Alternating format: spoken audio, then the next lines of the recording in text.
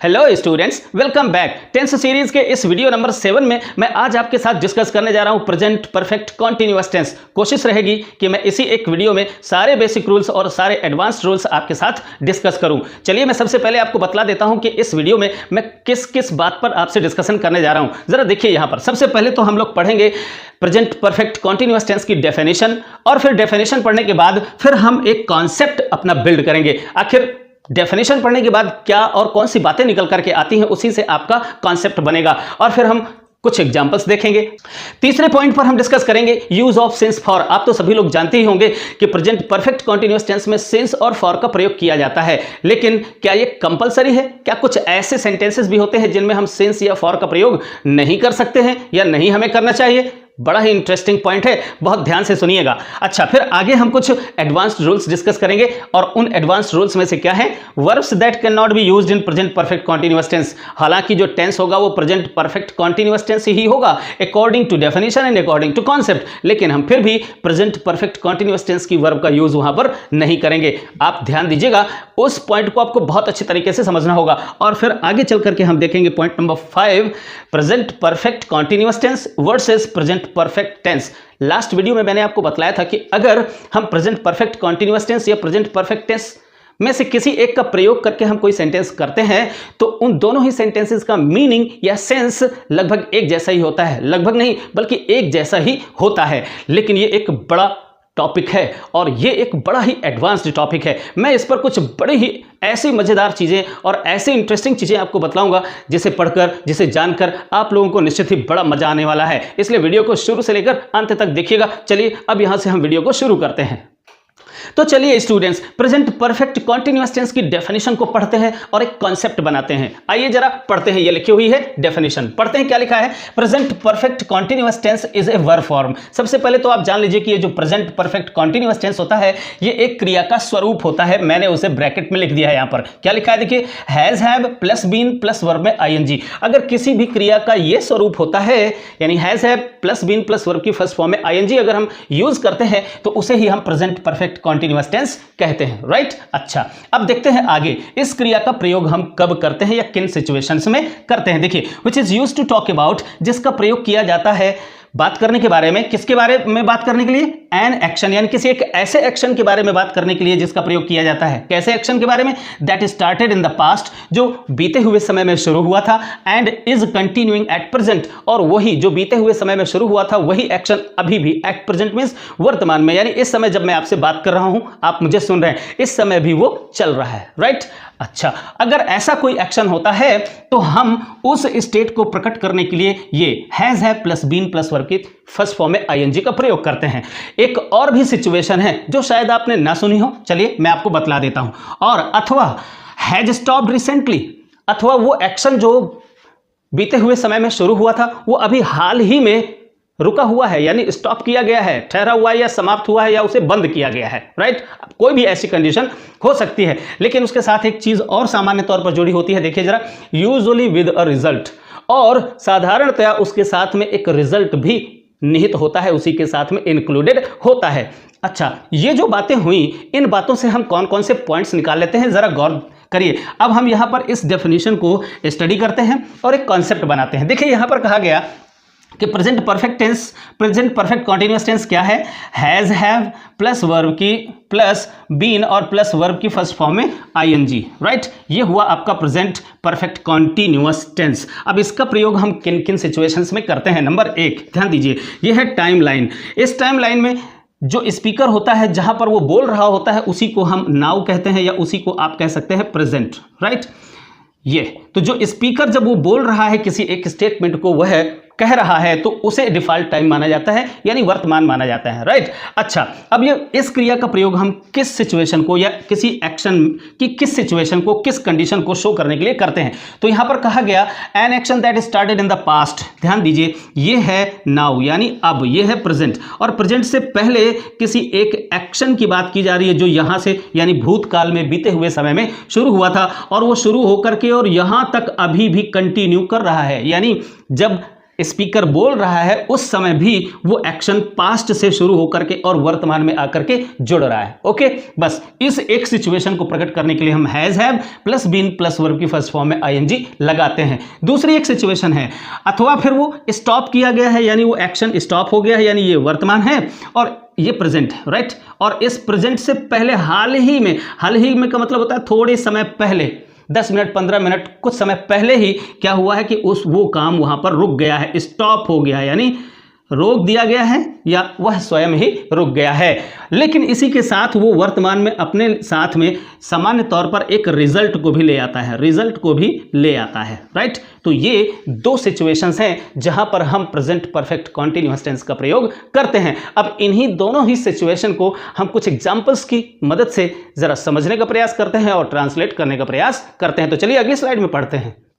तो चलिए स्टूडेंट्स, अब हम सबसे पहले देखते हैं पहले सिचुएशन पर बेस्ड कुछ एग्जांपल्स और उनका ट्रांसलेशन। छोटे बच्चों के लिए ये स्लाइड बहुत ही इंपॉर्टेंट है और इस पूरी की पूरी स्लाइड को सबसे पहले तो एक स्क्रीनशॉट ले लें और फिर उसे अपनी नोटबुक में पूरा का पूरा इसको नोट कर लें, क्योंकि इसमें बहुत सारी ऐसी बातें हैं जो छोटे बच्चों के लिए बड़ी यूजफुल हैं और मैं फिर उनको केवल डिस्कस करने जा रहा हूं। तो चलिए अब देख लेते हैं यहां पर पहली सिचुएशन के अकॉर्डिंग हमें किस प्रकार से ऐसे सेंटेंसेस का ट्रांसलेशन करना चाहिए, कैसे सेंटेंसेस जिनमें प्रेजेंट परफेक्ट कॉन्टिन्यूअस टेंस का प्रयोग किया जाएगा। चलिए जरा देखते हैं, सेंटेंस पहले पढ़ते हैं। देखिए यहां पर क्या है, वह 2 घंटे से किताब पढ़ रही है। अब यहां पर उस सिचुएशन के बारे में सोचिए जो आपने अभी डेफिनेशन को पढ़ करके और 2 सिचुएशंस निकाली थी या 2 ऐसे पॉइंट्स निकाले थे जहां पर आपको प्रेजेंट परफेक्ट कॉन्टिन्यूअस टेंस का प्रयोग करना होता है। उसमें क्या आप लोगों ने निकाला था, अगर कोई एक्शन है जो बीते हुए समय में शुरू हुआ है और अभी भी कंटिन्यू है, अभी भी वो चल रहा है, तो ये पहले सिचुएशन थी। जरा देखिए यहां पर क्या लिखा हुआ है, वह 2 घंटे से किताब पढ़ रही है। सबसे पहली बात तो यहां पर देखते हैं कि एक्शन क्या हो रहा है, पढ़ने का एक्शन हो रहा है और पढ़ना अभी भी कंटिन्यूड है, पढ़ रही है। जब कोई बात ऐसी कही जाएगी मैं पढ़ा रहा हूं, तो इस समय ये एक्शन है वो कंटिन्यूड है और बस इसी कंटिन्यूड एक्शन के शुरुआत का अगर टाइम हम शो कर देते हैं किसी सेंटेंस में, यानी कि ये जो पढ़ने का जो एक्शन हो रहा है वो कब शुरू हुआ था, अगर उसके शुरुआत का टाइम अगर हम यहां पर दे देते हैं तो बस वो पहली सिचुएशन आ जाती है। अर्थात शुरुआत, मैंने पढ़ाने की शुरुआत जो भी करी 5 मिनट 10 मिनट पहले से जो मैंने आपको पढ़ाने की शुरुआत करी, तो 5 मिनट या 10 मिनट से लेकर के और अब तक मैंने पढ़ाने का काम पूरा कर लिया, यानी पढ़ाना हो चुका। तो इतना हिस्सा तो वो परफेक्ट हो गया और अभी भी मैं पढ़ा रहा हूं, तो ये क्या हो गया, कॉन्टिन्यूअस हो गया। तो इसी को हम कहते हैं present perfect continuous tense, right. तो यहां पर भी यही हो रहा है कि 2 घंटे का पढ़ाना, ये जो ड्यूरेशन है 2 घंटे का, ये पढ़ाना तो पूर्ण हो गया और अभी भी वो एक्शन कंटिन्यूड है, तो ये कंटिन्यूअस हो गया। अब इस सिचुएशन को प्रकट करने के लिए हमको इस क्रिया का प्रयोग करना होता है has have plus been plus verb में आईएनजी। अब छोटे बच्चे जरा ध्यान से सुने, उनके सामने 3 प्रकार के सेंटेंसेस विशेष रूप से आते हैं। एक तो होते हैं अफर्मेटिव सेंटेंसेस, उनका जो वर्ड ऑर्डर होता है मैंने लिख दिया है और इसी वर्ड ऑर्डर के अकॉर्डिंग उनको सारे के सारे सेंटेंसेस का ट्रांसलेशन करना चाहिए। फिर एक सेंटेंस नेगेटिव होता है, यहां पर आपको देखना होगा कि नॉट आपको कहां पर प्लेस करना है, बस पूरे के पूरे उस वर्ड ऑर्डर में केवल आपको नॉट को अकेले देखना है कि उसे कहां पर प्लेस किया जाएगा, राइट।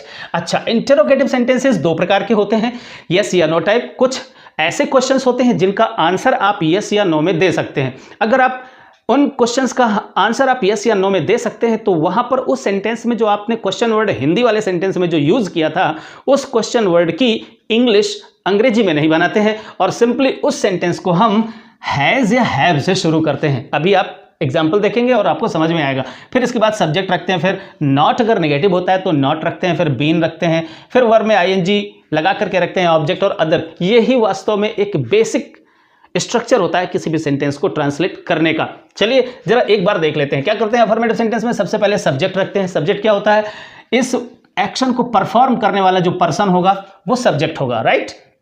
फिर इसके बाद अफर्मेटिव सेंटेंस है तो सीधे हम पहली हेल्पिंग वर्ब, फिर दूसरी हेल्पिंग वर्ब और फिर मेन वर्ब में आईएनजी लगा देते हैं। फिर ऑब्जेक्ट, ऑब्जेक्ट क्या होता है, कर्म होता है। ये क्रिया जिसके साथ घटित हो रही है वो कर्म होता है, फिर उसको रखते हैं। और फिर अदर वर्ड्स में वो सारे के सारे एडवर्बियल्स आ जाते हैं। राइट मैं सबके बारे में अभी थोड़ा थोड़ा डिस्कस करूंगा। चलिए, इसके बाद नेगेटिव सेंटेंस में कहां पर आपको नॉट प्लेस करना होता है, देखिए जरा। सब्जेक्ट और पहली हेल्पिंग वर्ब के तुरंत बाद आपको इस नॉट का प्रयोग करना होता है, राइट। कुछ बच्चे ऐसे कर देते हैं कि दूसरी हेल्पिंग वर्ब के बाद यहां पर आकर नॉट का प्रयोग करते हैं, वो रॉन्ग होता है, गलत होता है। आपको फर्स्ट हेल्पिंग वर्ब के तुरंत बाद आपको नॉट का प्रयोग करना चाहिए, हर जगह हमेशा ही आपको याद रखना है। अच्छा, इंटरोगेटिव सेंटेंसेस मैंने आपको बताया कि जिनका आंसर आप यस या नो में दे सकते हैं, उन सेंटेंसेस को आप सिंपली हैज या हैव से शुरू करेंगे।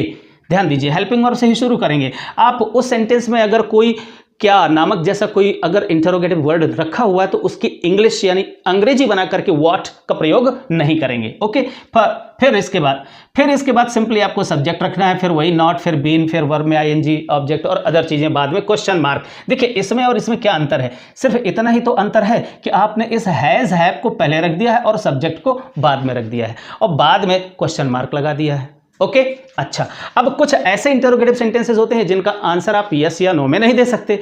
अब अगर उन क्वेश्चन का आप यस या नो में आंसर नहीं दे सकते हैं तो उस सेंटेंस में जो क्वेश्चन वर्ड होता है उसकी इंग्लिश बना करके सबसे पहले रखनी होती है और बस फिर इसके बाद ये पूरा का पूरा वर्ड ऑर्डर सेम है। यहां से आप मैच कर लीजिए, पूरा का पूरा वर्ड ऑर्डर सेम है, राइट। बस इस तरीके के वर्ड ऑर्डर आप अच्छे से अपने दिमाग में रखें और बस आसानी के साथ ट्रांसलेशन कर लें। चलिए जरा देख लेते हैं। यहाँ पर वह 2 घंटे से किताब पढ़ रही है, राइट। अब हमें सबसे पहले तो टेंस मालूम करना है कि ये टेंस कौन सा है। तो सबसे पहले तो देख रहे हैं कि एक्शन गोइंग ऑन है यानी चल रहा है, कंटिन्यूड है तो ये तो कॉन्टिन्यूअस हो गया। अब अगर उस एक्शन को शुरू होने का टाइम भी दिया हुआ है तो फिर ये टाइम 2 प्रकार का हो सकता है। कौन कौन सा टाइम हो सकता है, एक तो पॉइंट ऑफ टाइम हो सकता है, राइट, पॉइंट ऑफ टाइम हो सकता है, और एक हो सकता है ड्यूरेशन ऑफ टाइम। ओके, तो ये समय 2 प्रकार का होता है, ठीक। जैसे यहाँ पर टाइम लाइन में है, यहाँ पर अगर 9 बजा है तो ये पॉइंट ऑफ टाइम है, ये 10 बजा है तो ये पॉइंट ऑफ टाइम है, ये 11 बजा है तो ये पॉइंट ऑफ टाइम है, ये सन 2002 है, ये भी पॉइंट ऑफ टाइम है, ये सन 2020 है तो ये भी पॉइंट ऑफ टाइम है। लेकिन ध्यान दीजिए, अगर ये जो टाइम है ये इसको पूरा मिला दिया जाए तो ये ड्यूरेशन हो जाता है, ठीक है ना। ये 3 साल की अवधि हो गई। सपोज 1 साल ये है, 1 साल ये है, 1 साल ये है, तो ये क्या हो गया, ये 3 साल की अवधि यानी ड्यूरेशन हो गई, राइट। तो ये ड्यूरेशन में होता है और पॉइंट ऑफ टाइम में होता है। तो वो एक्शन किस समय से शुरू हुआ, यानी 2 घंटे से शुरू हुआ तो ये 2 घंटा क्या है, ये ड्यूरेशन ऑफ टाइम है। अगर यहाँ पर 2 बजे लिखा होता तो ये पॉइंट ऑफ टाइम, ये 2 बजे हैं, ये 3 बजे हैं, राइट। तो ये पॉइंट ऑफ टाइम है। तो यहाँ पर आपको ये भी बहुत अच्छे तरीके से पहचानना आना चाहिए कि कौन से वर्ड्स पॉइंट ऑफ टाइम को शो करते हैं और कौन से वर्ड्स ड्यूरेशन ऑफ टाइम को शो करते हैं। मैं अभी डिस्कस करता हूँ, ठीक है। चलिए जरा यहाँ पर देख लेते हैं कि पढ़ने का काम शुरू हुआ 2 घंटे पहले से, तो जो बीता हुआ समय हो गया वो परफेक्ट हो गया और जो अभी चल रहा है वो कंटिन्यूअस हो गया। ओके, तो ये परफेक्ट कंटिन्यूअस टेंस हो गया। चलिए अब यहाँ पर इसको ट्रांसलेट करते हैं। पढ़ रही है तो पढ़ने वाला कौन, सबसे पहले आप यही पूछा करें, पढ़ने वाला कौन, तो आपको सब्जेक्ट मिल जाएगा, तो वह पढ़ रही है, सी रख दिया। इसके बाद आपको हैज़ सिंगुलर नंबर के साथ हैज़ और प्लूरल नंबर के साथ हैव का प्रयोग करना है। चलिए हैज़ हैव का प्रयोग कर लिया। फिर इसके बाद been reading a book, been reading ये हो गई क्या, पूरी की पूरी वर्ब हो गई, राइट। ये हो गई वर्ब आपकी प्रेजेंट परफेक्ट कॉन्टिन्यूअस टेंस की। तो सब्जेक्ट के बाद पूरी की पूरी वर्ब रख दिया। ओके, अच्छा, फिर इसके बाद ऑब्जेक्ट रखा, क्या पढ़ रही है। अब इसी एक्शन वर्ड से आप बस एक क्वेश्चन और करो, व्हाट, यानी पढ़ रही है तो क्या पढ़ रही है, एक किताब पढ़ रही है, किताब पढ़ रही है। सो रीडिंग अ बुक, वह किताब पढ़ रही है। इतना हो गया। ये देखिए सब्जेक्ट हो गया, वर्ब हो गई, ऑब्जेक्ट हो गया। अब इसके बाद अदर एडवर्बियल्स आएंगे। यहाँ पर क्या शेष बचा हुआ है, 2 घंटे से, ठीक है ना। तो इस से की जो इंग्लिश है वो यहाँ पर कभी हम फॉर से बनाते हैं और कभी सिंस से बनाते हैं। ध्यान दीजिए, जब कभी भी किसी पॉइंट ऑफ टाइम से या ड्यूरेशन ऑफ टाइम से किसी एक्शन की शुरुआत होती है, बिगनिंग, ठीक है ना, शुरुआत होने का जो टाइम होता है उसके लिए हम फॉर या सिंस का प्रयोग करते हैं। अब यहाँ पर अच्छे से समझ लीजिए कि किन से पहले आपको फॉर का प्रयोग करना है और किन से पहले आपको सिंस का प्रयोग करना है। तो देखिए, अगर मिनट्स दिए हुए हैं, आवर्स दिए हैं, डेज दिए हैं, वीक्स दिए हैं, मंथ्स दिए हैं, ईयर्स दिए हैं, डिकेड्स दिए हैं, सेंचुरीज दी हुई हैं, कुछ भी ऐसा दिया हुआ है, ये सब ड्यूरेशन ऑफ टाइम है। अगर ऐसा कहा जाए 10 minutes, 2 hours, 3 days, 4 weeks, 5 months, 3 years, for some time के लिए लिखा हो, या ए लॉन्ग टाइम लिखा हो, या एजेस लिखा हो, या फिर एवर, हमेशा, ठीक है ना। अगर इस प्रकार के वर्ड्स लिखे हुए हैं तो ये सारे के सारे जो टाइम शोइंग वर्ड्स हैं ये एक्चुअली कैसे हैं, ये हैं ड्यूरेशन को शो करने वाले, ठीक है ना, समय की अवधि को शो करने वाले शब्द हैं। और अगर इन शब्दों का प्रयोग किया गया हो तो उनसे पहले आपको फॉर का प्रयोग करना है। For 10 minutes, for 2 hours, for 3 days, for 4 weeks, for 5 months, for 3 years, for some time, for a long time, for ages, forever, आप ऐसा प्रयोग करेंगे। ओके, दूसरी ओर जरा देखिए, ये सारे के सारे पॉइंट ऑफ टाइम को शो करने वाले वर्ड्स हैं। देखिए जरा, यहां पर क्या है, AM, अगर यहां पर लिख दिया जाए 7 AM, तो ये क्या है, ये पॉइंट ऑफ टाइम है। 10 o'clock, अगर यहां पर लिखा हो 10 o'clock, तो ये क्या है, पॉइंट ऑफ टाइम है। फ्राइडे, दिनों के अगर नाम हो तो वो पॉइंट ऑफ टाइम है, और दिनों की अगर संख्या हो तो वह ड्यूरेशन ऑफ टाइम है। ऐसे ही येस्टरडे आ जाए तो येस्टरडे भी क्या है, पॉइंट ऑफ टाइम को ही शो करता है। मॉर्निंग आ जाए, नून हो जाए, नाइट आ जाए, इवनिंग आ जाए, ये भी पॉइंट ऑफ टाइम को ही शो करते हैं। जुलाई आ जाए, अगस्त आ जाए, सितंबर आ जाए, दिसंबर आ जाए, यानी महीनों के अगर नाम आ जाते हैं तो वो भी पॉइंट ऑफ टाइम को शो करते हैं। अगर ईयर आ जाए, सन 2000, 2002, 2020, अगर ऐसा कुछ आ जाए तो वो भी पॉइंट ऑफ टाइम को शो करता है। कभी कभी एक क्लॉज आ जाती है, आई लेफ्ट स्कूल, यानी पूरा का पूरा सेंटेंस यहां पर लिखा होगा और इसके बाद यहां पर लिखा होगा आई लेफ्ट स्कूल, या जब से मैंने स्कूल छोड़ा, जब से मैंने स्कूल छोड़ा, ठीक है ना। तो जब से की अंग्रेजी आपको सिंस लगानी पड़ेगी, since I left school. Okay, अच्छा, और समय के आरंभ से, अगर समय के आरंभ को भी बताया जाए तो वो भी पॉइंट ऑफ टाइम आता है। समय के आरंभ से ही ऐसा चला आ रहा है, अगर यहां पर लिखा हो वह समय के आरंभ से ही किताब पढ़ रही है, अगर, तो समय के आरंभ ये क्या हो गया, ये भी पॉइंट ऑफ टाइम ही है। यानी किसी न किसी पॉइंट ऑफ टाइम पर तो टाइम शुरू हुआ होगा ना, इसलिए वो पॉइंट ऑफ टाइम माना जाता है। तो इसको अच्छे से आप नोट कर लीजिए अपनी नोटबुक में और अच्छे से इनको मेमोराइज कर लीजिए ताकि आप कभी फॉर और सिंस में गलती ना करें। चलिए अब जल्दी से देख लेते हैं। यहाँ पर she has been reading a book for 2 hours। अब देखिए ये 2 hours क्या है, ड्यूरेशन ऑफ टाइम है, इसलिए आपने फॉर का प्रयोग कर दिया। अब अगला सेंटेंस देखते हैं, धोबी सुबह से कपड़े नहीं धो रहा है। यहाँ पर भी धोने का काम क्या है, कंटिन्यूड है, चल रहा है इस समय।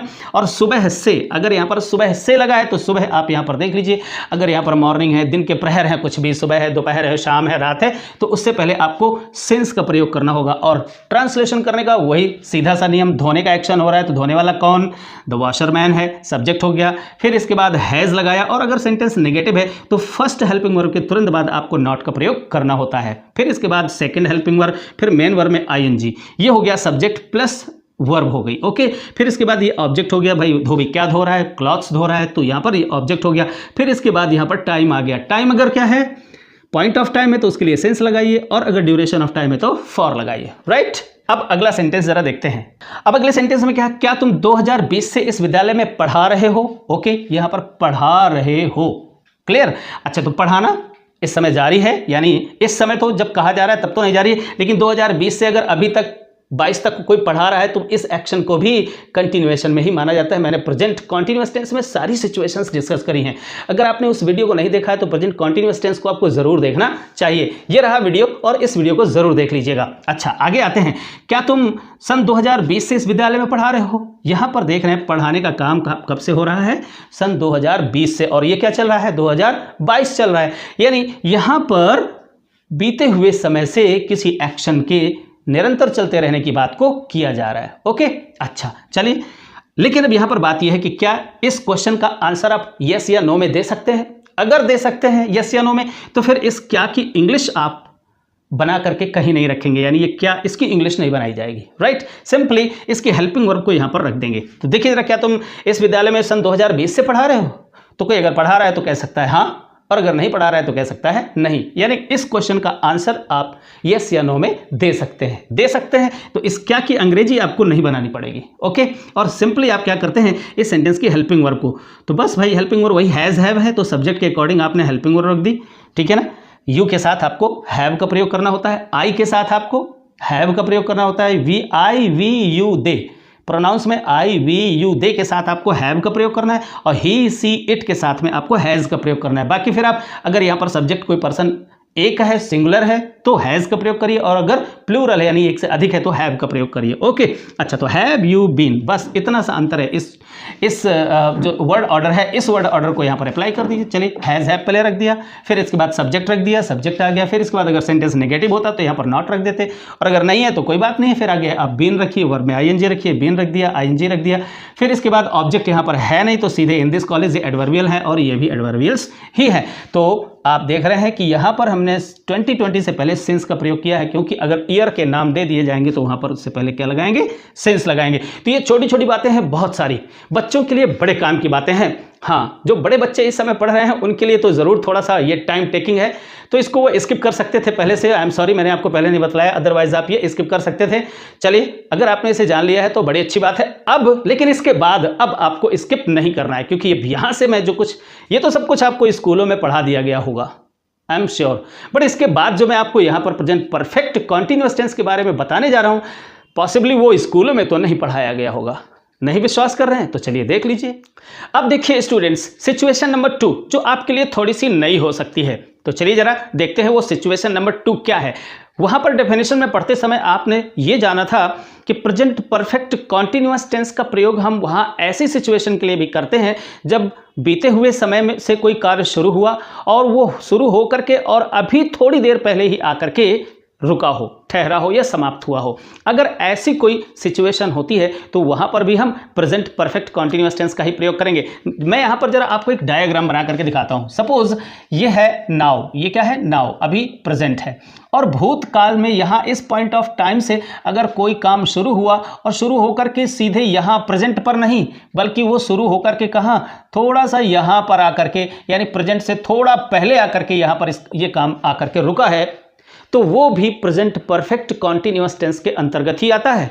और साधारणतया, हमेशा नहीं बट साधारणतया यहां पर यह एक्सपेक्ट किया जाता है कि इस एक्शन जो अभी हाल ही में आकर के स्टॉप हुआ है उसका एक रिजल्ट भी निकल करके सामने आया है। देखिए आपके सामने मैंने कुछ ऐसे ही सेंटेंसेस लिखे हुए हैं, जरा इनको ठीक से समझने का प्रयास करिए। देखिए यहां पर क्या है, घास गीली है, पानी बरसता रहा है क्या, जरा देखिए यहां पर ऐसा अगर कोई सेंटेंस बोला जाए तो क्या है, पानी बरसता रहा है। अगर ये कहा जा रहा है पानी बरसता रहा है तो इससे क्या समझ में आता है, ऐसा समझ में आता है ना कि बीते हुए समय में पानी बरसना शुरू हुआ और वो काफ़ी देर तक लगातार चलता रहा और अभी प्रेजेंट टाइम पर, यानी इस समय से थोड़ा पहले ही आकर पानी रुका है, यानी स्टॉप हुआ है। और उसका परिणाम यह हुआ, क्या परिणाम हुआ, कि घास गीली है। साधारणतया ये जो रिजल्ट होता है ये दिया होता है, लेकिन कोई जरूरी नहीं कि वहां पर रिजल्ट दिया ही हो, सिंपली इतना बोला जा सकता है, पानी बरसता रहा है क्या। लेकिन आप जरा सोचें इस सिचुएशन में, जब कभी कोई ऐसा बोलेगा तो उसके पीछे कोई ना कोई एक रिजल्ट रहा होगा, तभी वो बोला होगा। जब वो बाहर गया होगा, देखा होगा कि कपड़े भीग गए हैं, तो हम लोग जब छत पर जाएं और कभी सो रहे हैं और नहीं मालूम पड़ा कि पानी बरसा है, छत पर गए, छत पर जाकर देखा कपड़े गीले हैं, तो हम आपस में बात करने लग सकते हैं या पूछ सकते हैं पानी बरसता रहा है क्या, ठीक है ना। तो पानी बरसता रहा है क्या, जो बरसता रहा है, ये जो शब्द हम बोल रहे हैं, इससे हमको पता चल रहा है कि बीते हुए समय में, यानी भूतकाल में कुछ देर तक कोई काम लगातार चलता रहा और वो भी हाल ही में आकर के वो काम पूर्ण हुआ है या बंद हुआ है या रुका है। ओके, अच्छा, ऐसे सिचुएशन के लिए भी हमें प्रेजेंट परफेक्ट कॉन्टिन्यूअस टेंस अर्थात has, have plus been plus verb में आईएनजी का प्रयोग करना होता है, प्लस वर्ब के साथ में आईएनजी का प्रयोग करना होता है, राइट। चलिए जरा इन सेंटेंसेस को जरा ध्यान से देखते हैं और इनका ट्रांसलेशन बनाते हैं। देखिए, घास गीली है, simply the grass is wet, घास गीली है।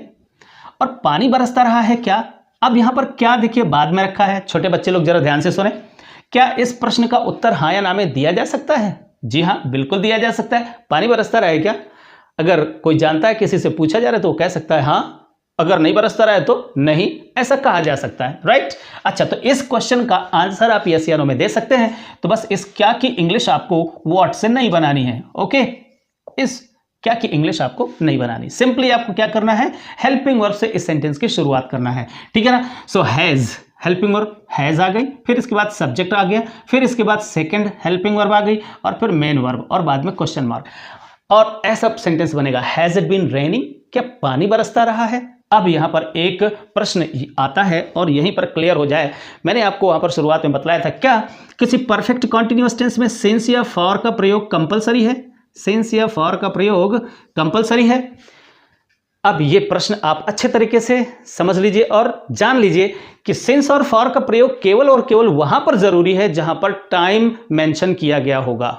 टाइम, चाहे वो ड्यूरेशन ऑफ टाइम हो या फिर वो पॉइंट ऑफ टाइम है, अगर उसे मेंशन किया गया है तो फिर सिंस और फॉर का प्रयोग अनिवार्य है, कंपलसरी है। बट जहां पर टाइम को मेंशन किया ही नहीं गया है तो वहां पर आपको सिंस या फॉर लगाने की कोई ज़रूरत नहीं होती है, और बिना और सिंस और फॉर के भी present perfect continuous tense exist करता है। ओके, अच्छा, अब यहाँ पर गोलू और मम्मी के बीच में बातचीत हो रही है, इसको भी जरा थोड़ा सा पढ़कर और जरा देखें।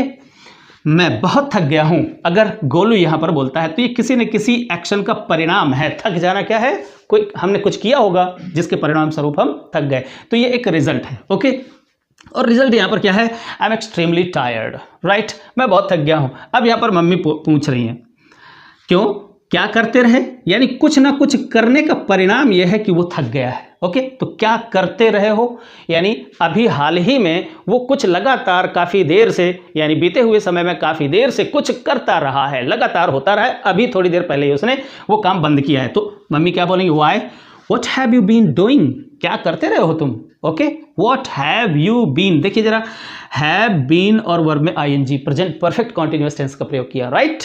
अच्छा, गोलू भी वैसे ही जवाब दे रहा है, ये है असली कारण क्या है कि वो क्रिकेट खेलता रहा है इसलिए वो थक गया है, ये परिणाम है। और देखिए ये सेंटेंस ऐसे बोला गया, मैं क्रिकेट खेलता रहा हूँ, ये भी प्रेजेंट परफेक्ट कॉन्टिन्यूअस टेंस ही है। एंड ऐसे सेंटेंस ट्रांसलेट किया जाएगा, I have been playing cricket, मैं क्रिकेट खेलता रहा हूँ। अब यहाँ इस सेंटेंस के बाद में सिंस या फॉर लगाने की कोई ज़रूरत नहीं है, क्योंकि इस वर्ब का जो पैटर्न है वो यही बतला रहा है क्या, कि कोई काम बीते हुए समय में यानी भूतकाल में कोई एक्शन लगातार होता रहा है और बस अभी आकर थोड़ी देर पहले यानी रिसेंटली ही वो काम आकर के स्टॉप हुआ है, बंद हुआ है, रुका है या समाप्त हुआ है, राइट, और उसका एक रिजल्ट है। तो इस तरीके से आप कुछ ऐसे सेंटेंसेस बनाइए, शायद आपकी जानकारी में पहली बार ऐसा कोई सेंटेंस आया हो, या आया भी हो तो आपने सोचा ना हो। अगर आप पहले से जानते हैं तो ये तो बहुत अच्छी बात है। अब इसके आगे मैं आपको जो कुछ भी पढ़ाने जा रहा हूँ वो सब कुछ बड़ा ही इंपॉर्टेंट है, बड़ा ही उसका लेवल ऊपर है। क्या मैं वो यहीं पर डिस्कस करूं, या मुझे लगता है कि मैं अब एक सेपरेट वीडियो बनाकर आपको उन 2 पॉइंट्स को और डिस्कस करूं जो रियली कॉम्पिटिटिव एग्जाम्स के पॉइंट ऑफ व्यू से बहुत ज़्यादा इंपॉर्टेंट है। तो चलिए स्टूडेंट्स, मैंने अब डिसाइड किया कि आपको वो 2 अगले जो पॉइंट्स हैं present perfect and present perfect continuous tense के बारे में, उसमें भी काफ़ी टाइम ज़रूर जाएगा, इसलिए मैं अब उन 2 पॉइंट्स को अगले नेक्स्ट वीडियो में आपको ज़रूर डिस्कस करूंगा। मेरे साथ बने रहिए और उस अगले वीडियो को तो ज़रूर ही देखिएगा।